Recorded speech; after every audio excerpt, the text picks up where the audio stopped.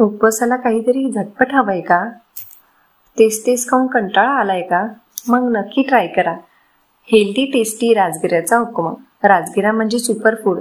यात calcium, iron, protein भरपूर प्रमाणात असतं. हा उपमा सॉफ्ट, हलका आणि खूप टेस्टी लागतो.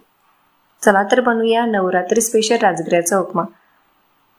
सर्वात आधी इथे कढईमध्ये मी थोडं तेल घातलंय. गरम होऊ द्यायचं आणि हिरवी मिरची, शेंगदाणे घालून छान परतून घ्यायचं. इथे मी 1 मोठी वाटी राजगिऱ्याचं पीठ घेतलंय. छान परतून घ्यायचं. गोल्डन ब्राऊन कलर येऊ द्यायचा आणि गरम पाणी ऍड करायचं. चवीनुसार मीठ घालायचं. झाकण ठेवून फक्त 5 मिनिटं होऊ द्यायचं. गरम गरम उपमा तयार आहे. आता केळीची शिकरं आणि लिंबाच्या लोणच्यासोबत सर्व करा. खूप छान लागेल. नक्की ट्राय करा. रेसिपी आवडल्यास लाईक, शेअर आणि सबस्क्राईब करायला विसरू नका. थँक्यू.